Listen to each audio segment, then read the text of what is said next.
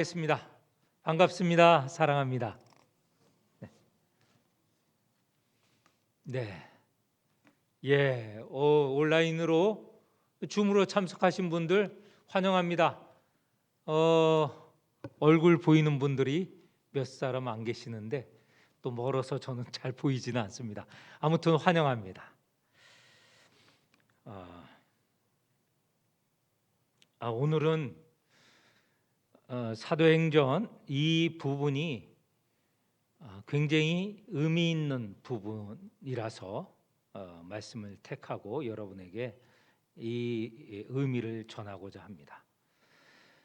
사도행전 모든 부분이 다 중요합니다. 정말 우리가 하나님의 역사, 성령의 역사, 그리고 선교의 역사를 알기 위해서는 사도행전을 읽어야 됩니다.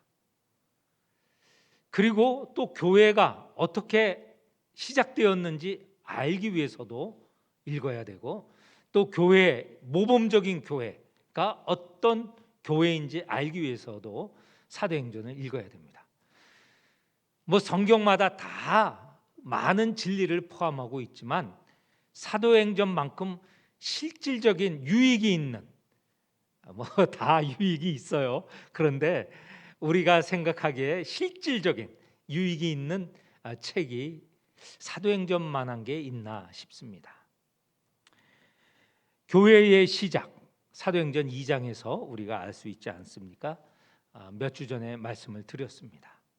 선교의 역사, 물론 지금도 선교의 역사는 계속 이루어지고 있지만 그 선교의 역사의 첫 부분, 그리고 그 선교의 모범적인 부분이 사도행전에 담겨져 있습니다. 예수님께서 약속하셨죠. 성령이 너에게 임하시면 너희가 권능을 받고 예루살렘과 온 유다와 사마리아와 땅끝까지 이르러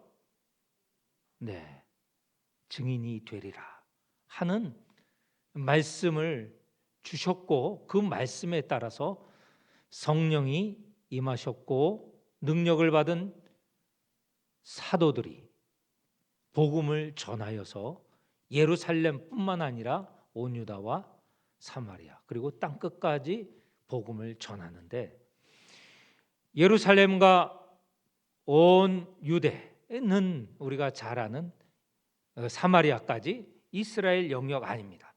땅끝은 어디냐? 이스라엘을 넘어서 모든 곳이 땅끝인데 그 땅끝의 복음을 전하는 것도 사도행전에서 볼 수 있습니다. 우리가 잘 아는 사도 바울의 선교 여행 3차례 혹은 4차례의 여행이 사도행전에 기록이 되어 있습니다. 1차 여행은 주로 아시아, 2차 여행은 아시아를 지나서 주로 유럽, 3차 여행은 그 모든 것을 포함하고 4차 여행은 어디로 가냐면 그 당시 제국의 중심 로마에 가면 그 복음이 전 세계에 펼쳐질 수 있는 곳입니다. 그래서 로마로 가는 장면까지 사도행전에 담겨져 있습니다. 선교의 역사를 알기 위해서도 그 선교의 모범적인 사례를 알기 위해서도 사도행전을 우리가 읽어야 되겠죠. 그리고 무엇보다도 성령의 역사, 우리가 다 성령을 받기를 원하죠. 충만케 되기를 원하죠. 그것을 위해서도 사도행전은 좋은 예들이 여러 군데 있습니다. 오늘 우리가 읽은 이 본문은 선교 역사에 있어서 한 결정적인 순간입니다. 사도 바울이 선교 여행을 했다고 하지 않았습니까? 1차 선교 여행, 주로 아시아 지역에서 선교 여행이 이루어졌습니다. 2차 여행도 1차 여행 때 아시아 지역에 놀라운 결과들이 있어서 사도 바울은 아시아를 좀 더 복음을 전하기를 원했습니다. 1차 여행 때 다녔던 지역을 다시 다니면서 그동안 가지 못했던 다른 지역의 아시아 지역을 가려고 했습니다. 성경 본문에는 그 아시아 지역을 몇 곳을 얘기하는데 6절에 보면 부르기아라는 지방, 그리고 갈라디아라는 지방에 가기를 원했습니다. 그리고 또 뒤에 7절에 보면 비두니아라는 지방으로 가기를 원했습니다. 그런데 이 세 지방 모두 다 선교가 되지를 않았어요. 두 지역, 처음에 말한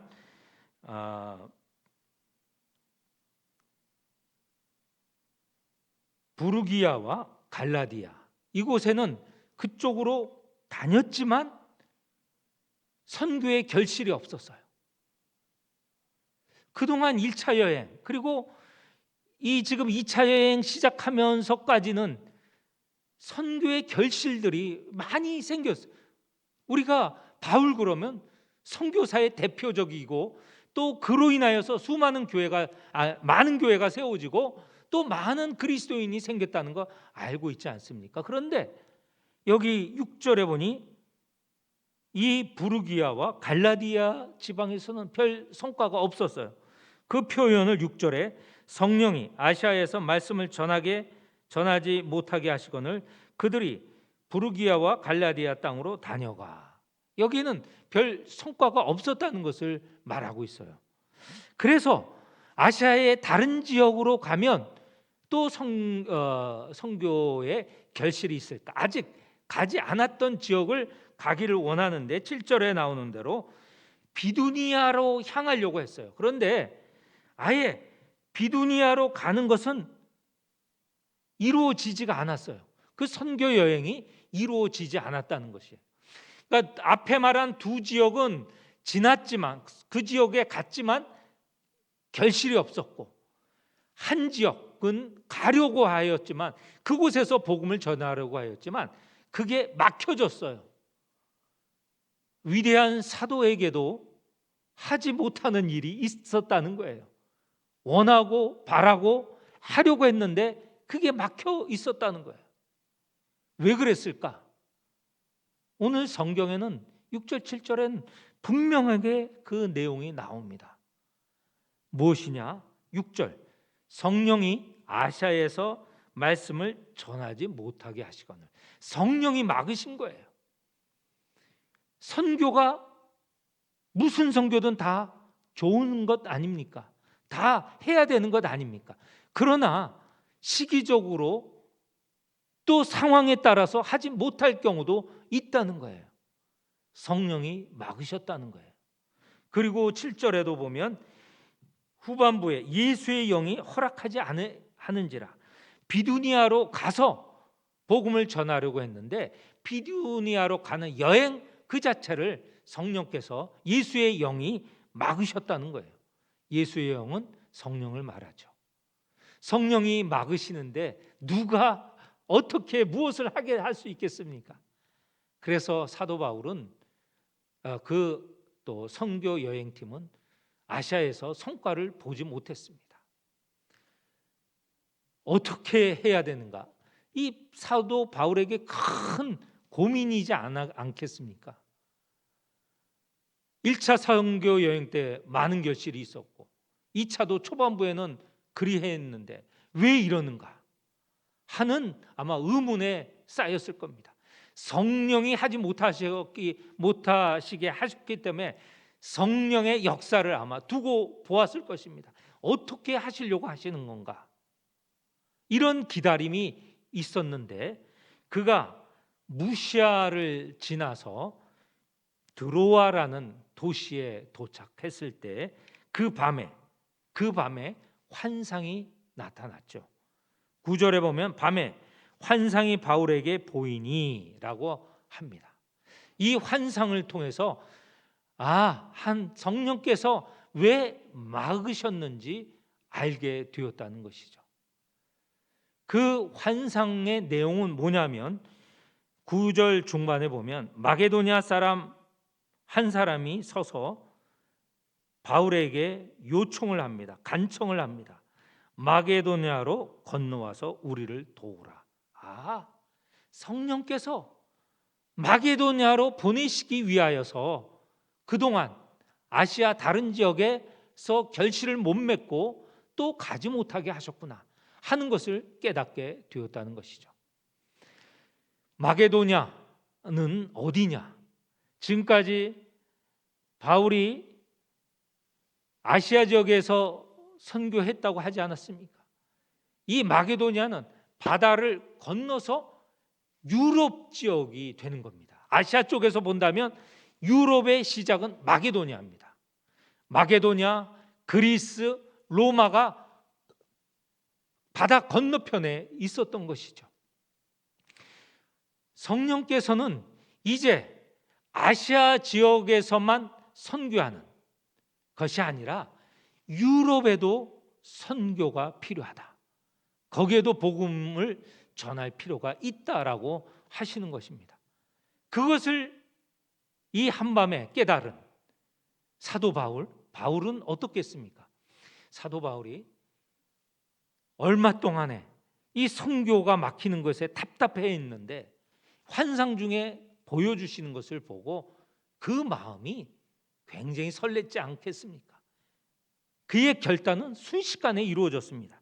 그래서 10절에 보면 바울이 그 환상을 보았을 때 우리가 곧 마게도냐로 떠나기를 힘쓰니, 곧 주저하고 준비하고 아니 환상을 보고 나서 바울은 곧 이제 바로 떠나야 된다. 이 아시아를 떠나서 마게도냐로 가야 된다라고 결단을 한 것이죠. 그리고 그곳에 가려고 준비를 열심히 하는 걸 힘쓰는 모습을 보게 됩니다. 그리고 함께 한 이 선교팀에게 이 지금 여기 아시아를 떠나서 유럽에 가야 되는 그 이유를 분명하게 알려주는 겁니다. 그리하여야 선교팀들이 같은 생각을 가지고 같은 비전을 가지고 함께 하지 않겠습니까? 그래서 10절 하반절에 보면 이는 하나님이 저 사람들에게 복음을 전하라고 우리를 부르신 줄로 인정함이라. 이렇게 모든 사람이 같이 인정하고 동의하는 그런 상황에서 그 다음 절에 보면 바울과 일행들이 바다를 건너서 마게도냐로 가는 내용이 오늘의 내용에 이어지는 것입니다. 이 부분이 중요한 것은 이미 말씀드렸지만 그동안은 아시아 지역에서 복음을 전하였습니다. 복음의 시작이 어디입니까? 예수 그리스도의 죽음과 부활과 승천이 있는 곳 예루살렘 아닙니까? 유다가 아닙니까? 사마리아가 아닙니까? 갈릴리가 아닙니까? 여기에서 시작한 것이 여기에 한정짓지 않고 이제 이스라엘을 떠나서 복음이 힘있게 전파되어야 되는데 아시아 지역에만 다녔습니다. 그동안. 그러나 이 상황이 유럽으로 가는 선교가 유럽에서 시작되는 결정적인 순간이라는 것이죠. 유럽에게 있어서는 얼마나 큰 다행입니까? 그동안은 복음이 전하여지지 않았죠. 그동안은 바울이 이곳에 오려고 생각을 안 했습니다. 그러나 성령께서 바울의 환상 중에 마게도냐 사람을 세워서 바울이 건너와서 복음을 전하게 한 것이죠. 이게 유럽이 복음화되는 시작입니다. 유럽이라고 하면 지금 여기서 마게도냐 빌립보에 가서 복음을 전하고 교회를 세웁니다. 여러분 빌립보 알잖아요. 바울이 이 빌립보 교회를 위해서 쓴 편지가 있어요. 빌립보서 우리 알고 있지 않습니까? 또 그걸 지나서 데살로니가라는 지역 도시에 가서 데살로니가 교회를 세웁니다. 그리고 그들에게도 보낸 편지가 있죠. 데살로니가 전후서. 그리고 아덴이라는 곳, 아테네라고 당시 문명의 중심입니다. 헬라 철학의 중심이죠. 여러분 알고 있는 소크라테스, 플라톤 이들이 활동한 곳이 바로 이 아테네인데 이 성경에서는 아덴이라고 표현되어 있어요. 그곳에 가서 복음을 전하죠. 또 더 나아가서 고린도라는 도시에 가서 복음을 전하는데 그곳이 바로 고린도 교회고 또 고린도 교회에 보낸 편지도 고린도 전서 후서가 있지 않습니까? 이게 이렇게 중요합니다. 오늘 이 드로아에서 바울이 환상을 본 것, 성령께서 보여주신 환상, 이 환상을 통해서 유럽으로 복음이 시작되는 것이죠. 그러면 여기서 유럽이 복음화된 시작인데 이 일을 주도한 분이 누구냐? 물론 사도 바울이 복음을 전하였지만 그렇게 부른 분 바로 이 마게도니아 사람을 보이게 하신 성령이시죠. 성령이 이 선교의 주도적인 역할을 한다는 것입니다. 이 이후에 로마도 가고요. 이후에 이 복음이 유럽의 지배적인 그런 복음이 지배하게 되었습니다. 얼마가 지나지 않아서 유럽 사회는 복음으로 바뀌는 사회가 되었죠. 그들 후손들이 지금 우리가 알고 있는 독일이고 네덜란드고 영국이고 프랑스고 영국입니다. 이런 역사의 시작이 바로 오늘 우리가 읽은 이 성경 사도행전 16장 6절에서부터 10절에 있었던 이런 역사로 시작이 된 것이죠. 더 길게 바라보면 바로 유럽에 전한 복음이 또 나중에는 저 아메리카로 전달되죠. 그래서 미국과 캐나다의 복음이 전하여지고 그 복음이 우리나라에도 1885년에 전하여지는 것 아닙니까?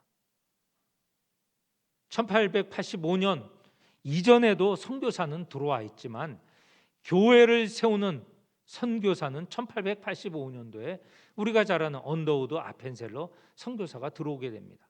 그것이 바로 이 결정적인 순간 지나서 유럽이 복음화되고 또 미국을 통하여서 우리나라에 복음이 전달되었다는 것입니다. 그런데 오늘 여기까지가 우리 본문의 말씀이고요.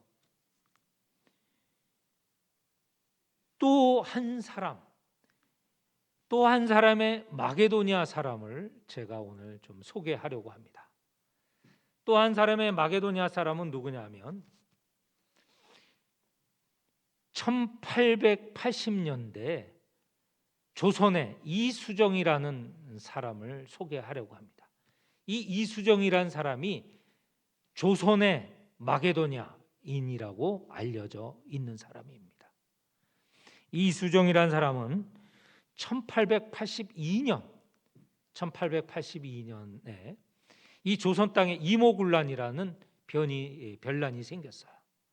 그래서 당시에 고종의 왕비였던 민비가 죽을 뻔했는데 한 사람이 그 목숨을 구합니다.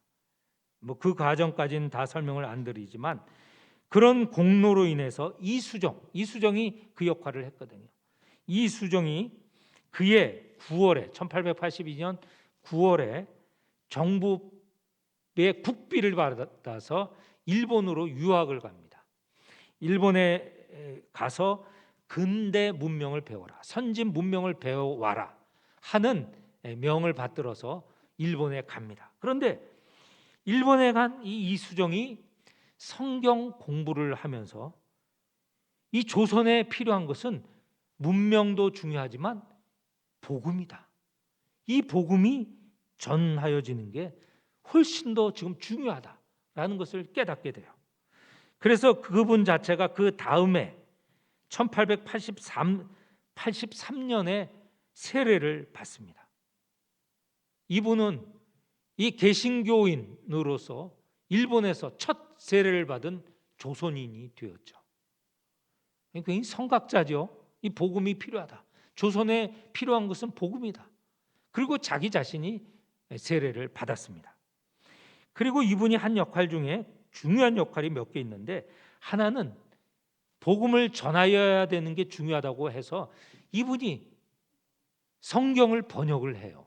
우리말로 성경을 번역을 합니다. 그리고 또 하나는 그 일본에 유학 온 조선인들을 모아서 동경 한인 교회라는 것을 설립을 해요. 교회를 설립하는데 주도적인 역할을 하죠. 그리고 지금부터 말하고자 하는 것이 조선의 마게도니아인이 된 것입니다.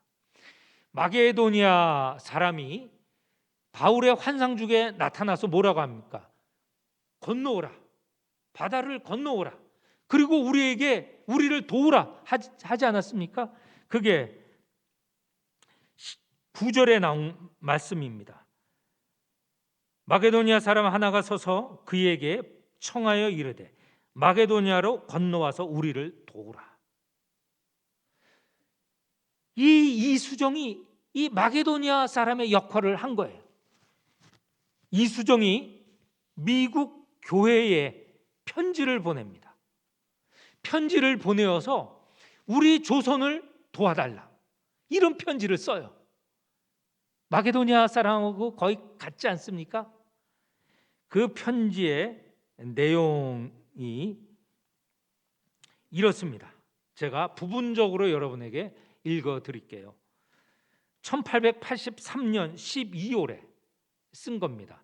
그러니까 이분이 일본으로 유학 가서 1년 2개월 후에 3개월 후에 쓴 편지입니다.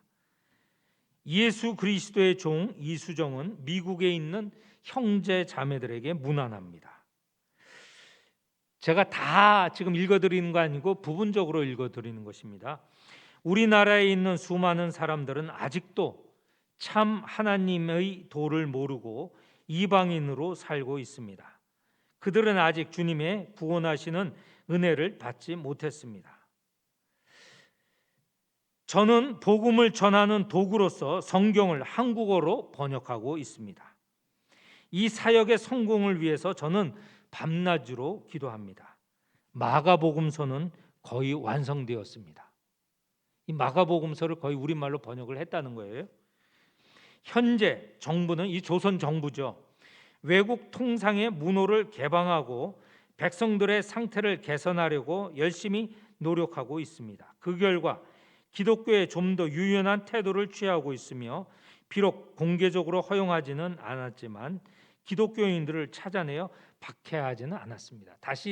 당시에 조선은 여러분 잘 아시는 대로 천주교인들을 수많은 사람을 박해했어요. 그리고 그 수많은 천주교인들이 순교를 당했어요.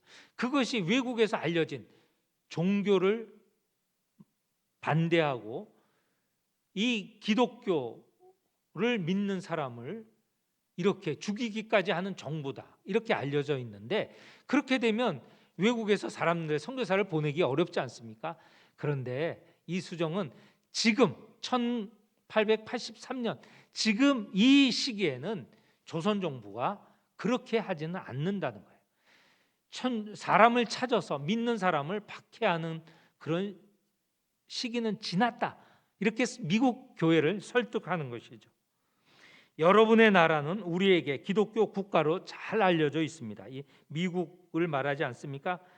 그러나 여러분이 우리에게 복음을 보내지 않으면 다른 나라가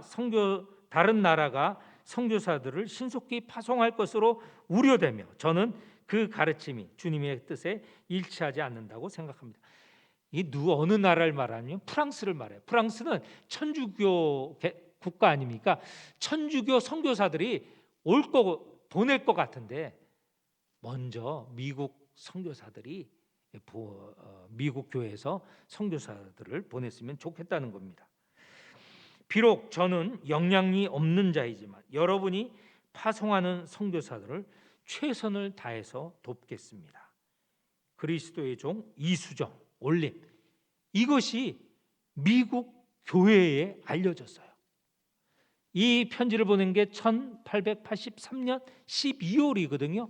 그런데 1884년도에 이 편지들이 미국 교회의 사회에 알려지기 시작하였어요. 이 편지를 읽고 미국 북장로회 미국 북장로회, 그때는 이 북장로회가 한 교단이에요. 우리 교단, 우리 통합측 교단의 말하자면 모 교단이에요. 통합측 교단의 모 교단이 되는 그런 교단인데요. 북장로회 선교회에는 이제 언더우드 선교사 이름이 나와요. 언더우드를 첫 목회 선교사로 한국에 파송하게 되었습니다. 언더우드는 1885년 1월에 바로 조선으로 들어오진 않고 일본 요코하마로 갑니다.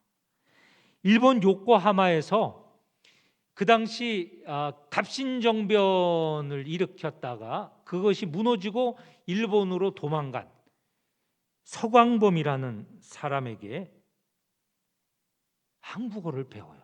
그리고 얼마 되지 않아 4월 5일, 이때는 부활절이라고 하죠. 부활절에 한국에 들어오게 되는데, 그때 언더우드 선교사님의 가방 속에는 이수정이, 아까 말한 이수정이, 조선의 마게도냐 사람 이수정이 번역한 마가복음을, 한글판 마가복음을 들고 들어왔어요. 놀라운 일 아닙니까? 이 한 사람, 그 사람이 공부를 하러 갔다가 더 중요한 것은 복음이다. 조선에 필요한 것은, 진정 필요한 것은 복음이다. 그래서 그 자신이 세례를 받을 뿐만 아니라 복음이 필요한 사람에게 복음을 읽히기 위해서 마가복음을 번역을 했어요. 다른 복음서도 물론 번역을 했죠. 그리고 그가 마게도냐 사람과 같이 되어서 미국 교회에 요청을 한 거예요. 선교사를 보내달라. 선교사를 보내면 내가 힘껏 돕겠다. 이 편지로 미국 북장로에서 온 거 아니에요. 우리가 알고 있는 언더우드 선교사님, 그분의 역할은 너무 대단하죠. 세문안교회를 세웠죠.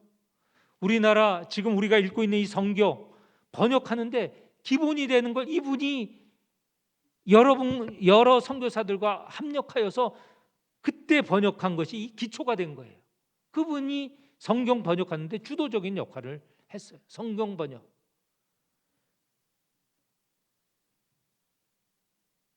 여러 학교를 세웠죠. 교회를 세운 건 이루 말할 수가 없습니다. 이수정이라는 이 마게도냐, 조선의 마게도냐의 요청으로 우리 미국 선교사뿐만 아니라 우리나라 교회사에도 놀라운 일이 생기게 되었다는 것이죠.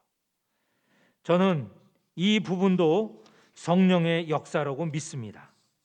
오늘 이 마게도냐로 마게도냐 사람을 세워서 바울을 불렀던 그런 역할을 하신 성령께서 우리 나라에도 미국 교회를 움직여서 복음을 선교사를 보내도록 한 이 이수정을 변화시킨 것도 성령의 역사라고 믿습니다. 오늘 이 말씀을 통하여서 우리 영광교회의 선교는 누가 하시는가? 다시 말씀드리지만, 이 말씀을 통하여서 말씀드리지만 성령께서 하시는 일입니다. 성령께서 하시는 일을 우리가 잘 받들면 그 선교의 역사가 왕성해집니다. 성령이 시키실 때, 성령께서 인도하실 때 우리가 힘있게 선교에 힘써야 될 줄로 믿습니다. 오늘 우리에겐 너무 좋은 기회를 주셨어요. 그동안 생사이 센터를 통하여서, 그리고 또 생사이 센터 안에 여러 일 사역들이 있지만 그 가운데 초등학교 사역을 하게 하시고, 또 이제는 중고등학교도 하게 하는 그런 역사도 인도하시는 것 같아요. 이 주님의 성령의 역사에 우리가 순종하고 나갈 때, 오늘 이 유럽의 선교가 시작되었고 조선의 선교가 시작되었던 것처럼 라오스의 선교가 왕성하게 이루어질 것입니다. 성령에 충성하는, 따르는 우리 성도들이 다 되시기를 축원합니다. 오늘 이 시간 기도할 때에 먼저 광고를 먼저 말씀을 드리겠습니다.